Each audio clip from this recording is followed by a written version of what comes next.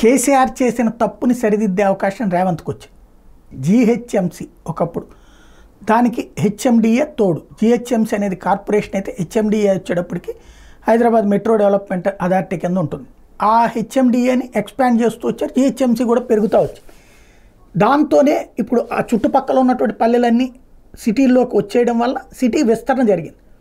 అది చంద్రబాబు గారి టైంలో జరిగింది, రాజశేఖర రెడ్డి టైంలో జరిగింది, రోసయ్య టైంలో జరిగింది, కిరణ్ కుమార్ రెడ్డి టైంలోనే జరిగింది.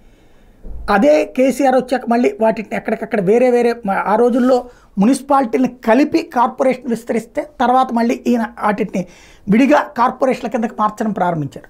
చెన్నైని చూడండి, ఇప్పుడు చెన్నైని ఎక్స్పాండ్ చేస్తున్నారు. అంటే చుట్టూ ఉన్న ప్రాంతాలను తీసుకొచ్చి కలుపుతున్నారు కొత్తగా. ఆల్రెడీ 2011లో ఒకసారి కలిపారు. ఇప్పుడు 155 వార్డులు ఉంటే దాన్ని 250 వార్డులకు విస్తరించబోతున్నారు. ఇప్పటికే పెద్దదే జీహెచ్ఎంసీ, కానీ మెట్రో నగరం ఎంత పెద్దదిగా ఉంటే అంత బెటర్. దానివల్ల ఎక్స్పాన్షన్ పెరుగుతుంది.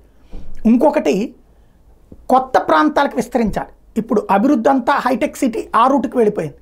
ఇటు పక్కన ఎల్బీ నగరు ఈ రూట్ అంతా స్తంభించిపోయింది. ఇటు పక్కకి డెవలప్మెంట్ చేసినప్పుడు తనదైన ముద్ర వేసుకోవడానికి అవకాశం ఉంటుంది రేవంత్కి.